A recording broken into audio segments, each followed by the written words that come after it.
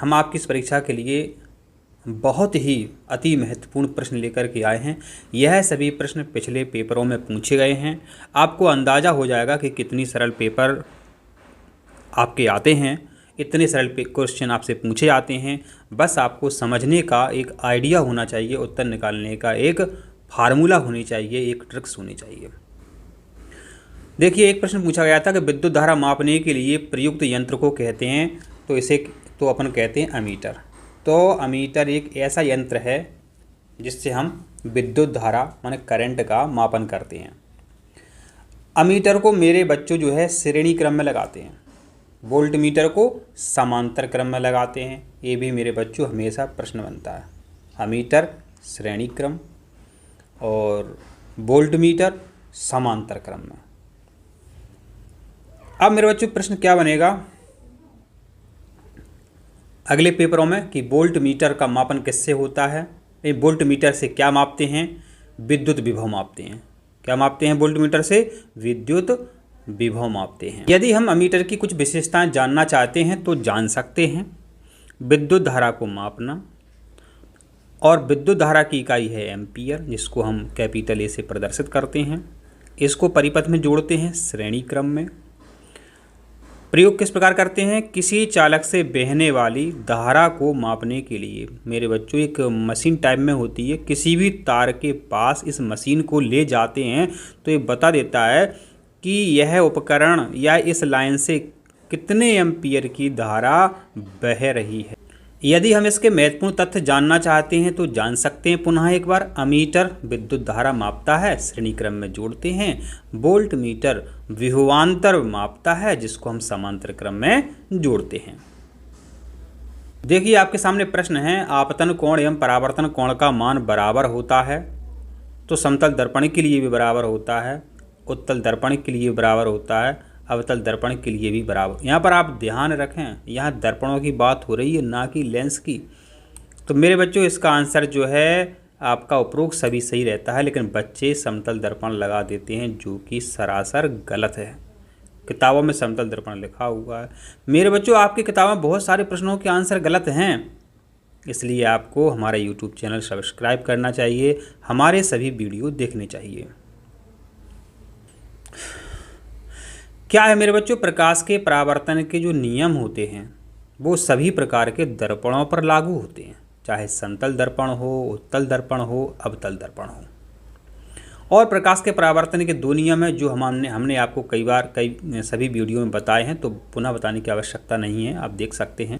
तो आपने यहाँ पर क्या सीखा कि जो इंसिडेंटेड रे है और जो रिफ्लेक्टेड रे है, माने आपतन कोण जो परावर्तन कोण बराबर होता है, समतल दर्पण के लिए भी हाँ है, अवतल दर्पण के लिए भी हाँ है, और उत्तल दर्पण के लिए भी ये इसका आंसर हाँ में आता है। विद्युत स्रोत की वोल्टता में बिना परिवर्तन किए परिपथ की विद्युत धारा को नियंत्रित करने वाले अवयव को कहते हैं परिवर्ती प्रतिरोध। परिवर्ती प्रतिरोध। आजकल मेरे बच्चों इतनी अच्छी प्रेसें आ रही हैं, आप जितने पे सेट कर दो, गर्म हो जाएगी प्रेस तो अपने आप फिर कुछ समय बाद वो बंद हो जाएगी, या प्रेस ठंडी हो जाएगी तो कुछ समय बाद प्रेस चालू हो जाएगी। ऐसा सब कुछ होता है रियोस्टेट के कारण। जब हमें विद्युत धारा को नियंत्रित करना होता है तो हम एक विशेष प्रकार के प्रतिरोध का उपयोग करते हैं, जिसे परिवर्ती प्रतिरोध या रियोस्टेट कहते हैं। यह वोल्टता को बदले बिना परिपथ की धारा को घटा या बढ़ा सकता है। अब मेरे बच्चों यहाँ समझिए, आप जो परिवर्ती प्रतिरोध होता है वो विद्युत धारा को नियंत्रित करता है। वोल्टेज नियंत्रक वोल्टेज बदलता है, ना कि धारा। अमीटर विद्युत धारा को मापता है। सेलें क्या होती हैं? विद्युत ऊर्जा का ये स्रोत होती हैं। मेरे बच्चों, आपका प्रश्न है कि उत्तल दर्पण के वक्रता केंद्र पर रखी वस्तु का प्रतिबिंब होता है। तो आपको पता है कि उत्तल दर्पण में आभासी प्रतिबिंब बनता है। अब या तो बी सही है या डी सही है। अब आपको एक बात जरूर पता है कि उत्तल दर्पण के जो प्रतिबिंब बनते हैं वो छोटे होते हैं, साइड ग्लास होते हैं वाहनों के, उनमें वस्तु छोटी दिखाई देती है।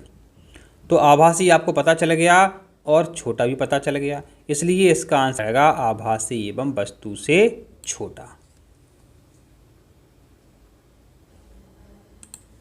मेरे बच्चों, इस नियम को आपको पता होना ही चाहिए कि उत्तल दर्पण में किसी भी स्थिति में वस्तु रखी है, किसी भी स्थिति में वस्तु रखी है, वस्तु का प्रतिबिंब हमेशा आभासी ही बनेगा, प्रतिबिंब हमेशा सीधा ही बनेगा और हमेशा वस्तु से छोटा ही बनेगा।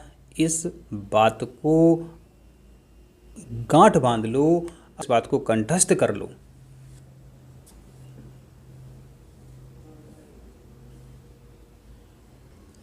यहाँ आप थोड़ा बहुत जान सकते हैं, वैसे हमने आपको बैच में सब कुछ बताया। वक्रता केंद्र पर वस्तु रखी है तो प्रतिबिंब आभासी बनेगा, सीधा बनेगा, छोटा बनेगा।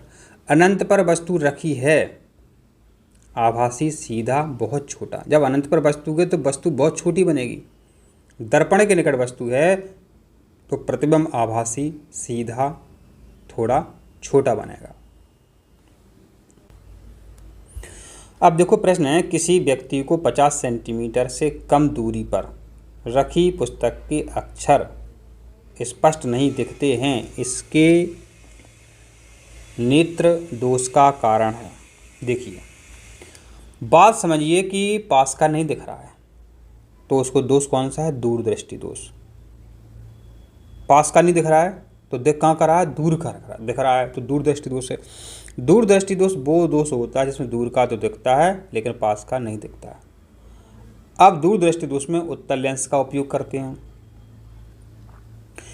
उत्तल लेंस का उपयोग करते हैं और इसमें नेत्र लेंस की फोकस दूरी बढ़ जाती है,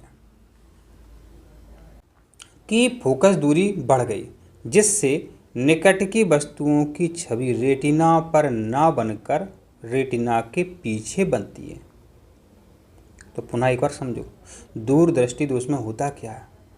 इसमें निकट की वस्तुओं की छवि रेटिना पर ना बन करके रेटिना के पीछे बनती है। देखिए, आपका प्रश्न है कि 20 सेंटीमीटर वक्रता त्रिज्या वाले अवतल दर्पण के सामने कोई वस्तु दर्पण से 15 सेंटीमीटर की दूरी पर रखी है तो निर्मित प्रतिबिंब होगा। आपको सॉल्व ही नहीं करना, किताब में तो सॉल्व किया है। वक्रता त्रिज्या है 20 सेंटीमीटर तो फोकस दूरी होगी 10 सेंटीमीटर। मैं फोकस जो होगा वो 10 सेंटीमीटर की दूरी पे फोकस होगा, लेकिन फोकस के बाद 5 सेंटीमीटर और वस्तु दूर रखी है।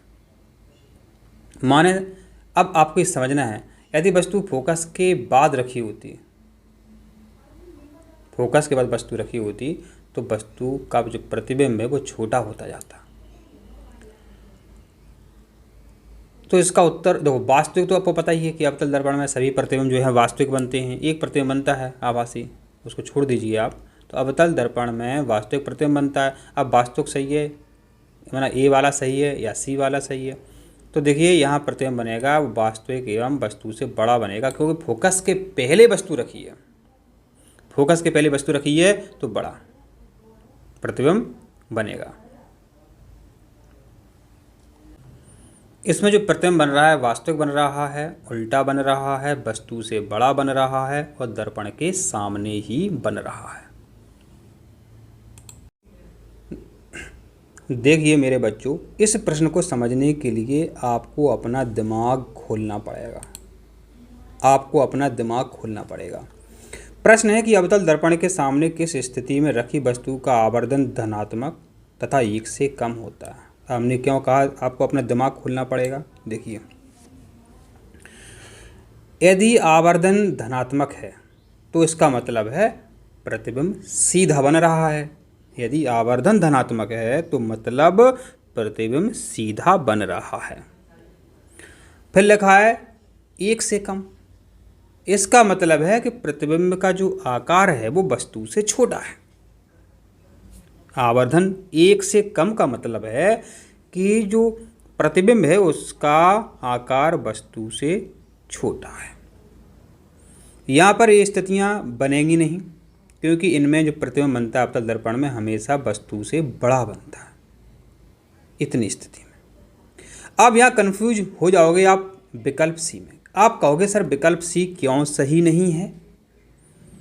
क्योंकि यहाँ एफ और पी के मध्य वस्तु रखते हैं तो वस्तु का जो प्रतिबिंब है वो सीधा बनता है और आपने बोला कि सर प्रतिबिंब जब सीधा बनता है तो आवर्धन धनात्मक होता है। बिल्कुल अपनी बात पर हम डटे हुए हैं, लेकिन जो प्रतिबिंब बनता है मेरे बच्चों वो बड़ा तो बनता है।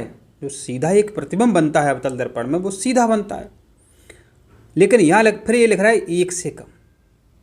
यदि नहीं, वो तो ये तो हो गया आपका आवर्धन धनात्मक माना प्रतिबिंब सीधा। जो प्रतिबिंब सीधा बनता है उसका आकार वस्तु से बड़ा होता है।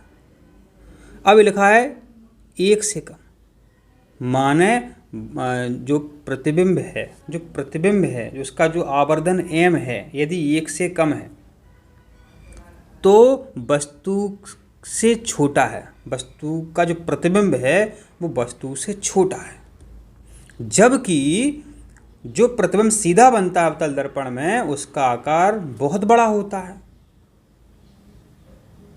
आपको शायद हमारी बात समझ में आ रही होगी। माने इन्होंने क्या किया है, दोनों बात एक साथ लिख दी, इसलिए गलत हो रहा है। यदि वो क्या करते 1 से कम हटा देते तो आपका विकल्प सी सही हो जाता, लेकिन वो कह रहे हैं कि आवर्धन धनात्मक भी होना चाहिए और 1 से कम होना चाहिए। आवर्धन धनात्मक मान सकते हैं, एफ और पी के मध्य जब वस्तु रखते हैं तो आवर्धन धनात्मक होता है क्योंकि प्रतिबिंब सीधा बनता है एक, लेकिन उसका आकार बड़ा होता है। देखो और समझो, जब 1 से कम माने वस्तु का आकार छोटा, इसको हम समझाएंगे अभी। आप वीडियो पूरा ध्यान से देखें और सुनें। इसलिए जो इसका आंसर है वो है किसी भी स्थिति में संभव नहीं है। रटना है या बोलना है। यदि आवर्धन का मान 0 से अधिक है, मानी आवर्धन का मान 0 से अधिक है तो प्रतिबिंब सीधा बनेगा। यदि आवर्धन का मान 0 से कम है तो प्रतिबिंब उल्टा बनेगा। यदि आवर्धन का मान 1 से अधिक है, यदि आवर्धन का मान 1 से अधिक है माने वस्तु का प्रतिबिंब बड़ा बनेगा।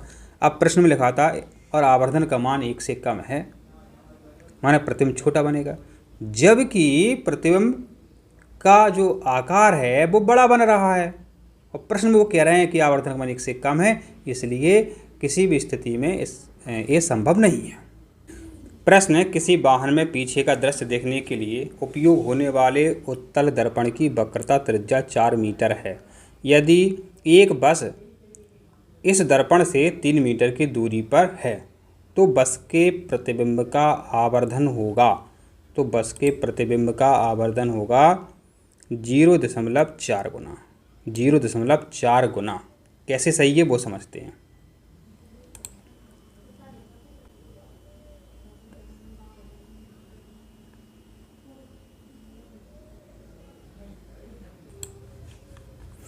दर्पण सूत्र 1/f बराबर 1/v प्लस 1/u में इसका हम मान रखते हैं।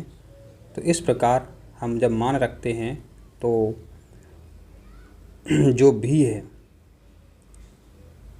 जो प्रतिबिंब की दूरी है वो आती है 1.2 मीटर।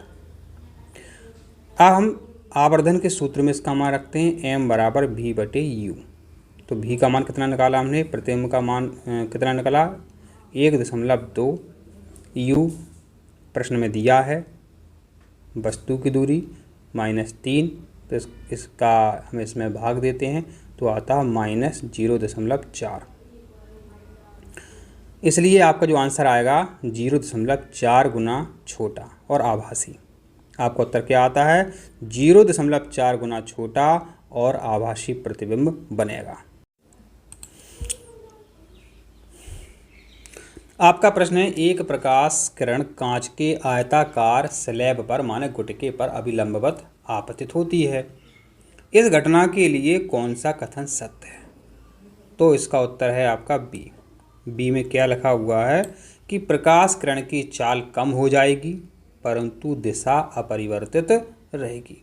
यदि प्रकाश किरण तिरछी इस पर पड़ती तो फिर उसका अपवर्तन हो जाता, लेकिन प्रकाश किरण अभिलंबवत आपतित हो रही है इसलिए चाल कम हो जाएगी, क्योंकि उसका जो अपवर्तनांक है कांच का उस पर निर्भर करता है कि प्रकाश की चाल कम ज़्यादा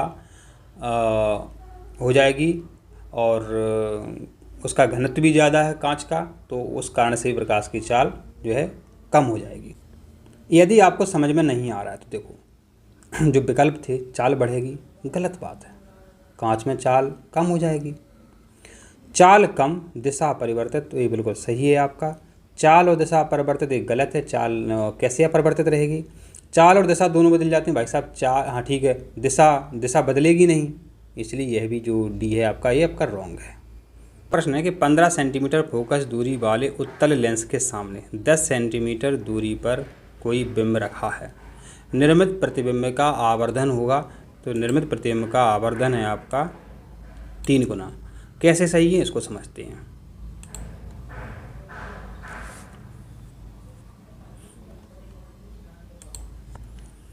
लेंस सूत्र में हम मान रखते हैं 1/f बराबर 1/b माइनस 1/u। लेंस ना से याद रखो नेगेटिव, ठीक है। तो 1/f माने फोकस दूरी का मान रख दिया हमने, 1/b माइनस 1/u। तो इसको मान को रखते हैं हम, तो इस प्रकार से हम इसका आंसर निकाल सकते हैं -30 सेंटीमीटर। अब हमको आवर्धन निकालना है, तो m बराबर होता है v/u। v माने प्रतिबिंब की दूरी -30, u वस्तु की दूरी -10, माइनस माइनस कैंसिल हो गया, 10 तिया 30, इसलिए आपका आंसर जो है +3 आता है। और ध्यान रखें आप कि जो प्रतिबिंब बनेगा आपका आभासी बनेगा, सीधा बनेगा और वस्तु से बड़ा बनेगा। कि 20 सेंटीमीटर फोकस दूरी वाला अवतल लेंस और 10 सेंटीमीटर फोकस दूरी वाला उत्तल लेंस संपर्क में रखे गए हैं, संयुक्त लेंस की फोकस दूरी होगी, तो इसका उत्तर है आपका 20 सेंटीमीटर। इसका आंसर कैसे निकाला हमने वो भी हम आपको बताते हैं। देखिए यहाँ पर फार्मूला यूज करते हैं 1/f बराबर 1/f1 प्लस 1/f2। इसका हम यूज करते हैं। इसमें हम मान रख देते हैं 1/f1 और 1/f2, ये हम मान रख देते हैं यहाँ पर, आप देख रहे होंगे। लेकिन ध्यान दें यह उत्तर 20 सेंटीमीटर आया, धनात्मक, यानी संयुक्त लेंस अब उत्तल लेंस की तरह कार्य करता है, क्योंकि उत्तल लेंस की फोकस दूरी कैसी होती है? धन में होती है। तो इसलिए आपका उत्तर क्या है? 20 सेंटीमीटर। आपका प्रश्न है कोई उत्तल लेंस अपने सामने 10 सेंटीमीटर दूरी पर रखे किसी बिंब का 2 गुना बड़ा आभासी प्रतिबिंब बनाता है। इस लेंस के सामने बिंब माने वस्तु को कहाँ रखें कि उसका 2 गुना बड़ा वास्तविक प्रतिबिंब बने। देखिए यहाँ आपके मन में एक प्रश्न आ गया होगा कि सर ये उत्तल में वास्तविक कैसे आ गया? समझो, अवतल दर्पण और उत्तल लेंस, अवतल दर्पण और उत्तल लेंस की जो स्थितियाँ होती हैं वो एक समान होती हैं, ठीक है। तो मेरे आंसर है वो आपका निकल के आता है 30 सेंटीमीटर। कैसे आता है वो अपन समझते हैं।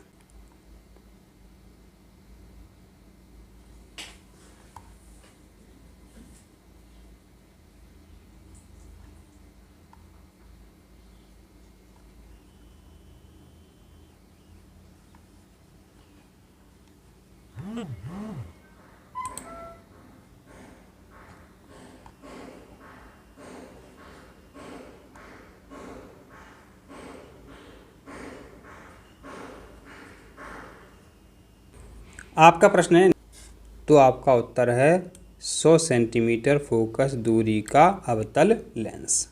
यहाँ पर देखिए लिखा है निकट दृष्टि दोष, निकट दृष्टि दोष में अवतल लेंस का यूज करते हैं, तो आपका बी और सी तो वैसे ही गलत हो गया, ठीक है। तो यदि आपको समझना है तो आगे हम और समझा सकते हैं। आपको पता होना चाहिए निकट दृष्टि दोष में होता क्या।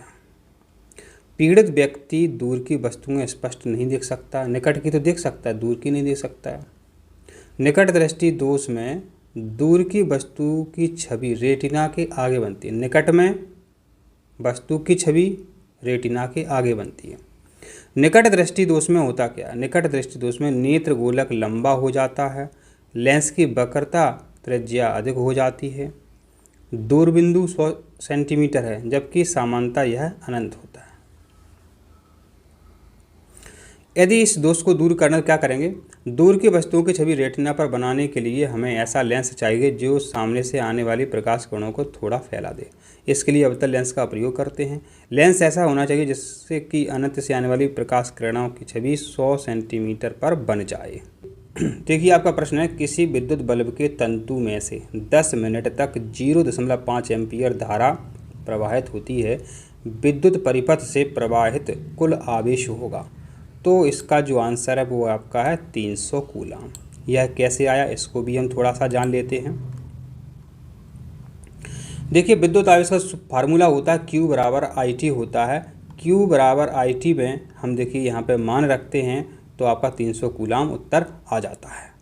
राम के पास 2 विद्युत बल्ब हैं। बल्ब ए पर लिखा है 100 वोल्ट 50 वाट, बी पर लिखा है 200 वोल्ट 100 वाट। अब प्रश्न वो कह रहा है दोबारा से बताओ किस बल्ब के तंतु का प्रतिरोध अधिक होगा। तो किस बल्ब के तंतु का प्रतिरोध अधिक होगा? बल्ब बी के तंतु का जो प्रतिरोध है वो अधिक होता है। क्यों होता है वो भी समझते हैं। आपका सूत्र होता है P बराबर V स्क्वायर बटे R। P बराबर V स्क्वायर बटे R। V था 100, R था 50 माने वाट, ठीक। तो आ गया आपका 200 ओम। फिर है P बराबर V स्क्वायर बटे R, तो 200 वोल्ट और 100 वाट लिखा था। तो ये सॉल्व कर देते हैं तो यहाँ आ गया 400 ओम। तो पता चल गया बी जो बल्ब है उसका प्रतिरोध अधिक होता है।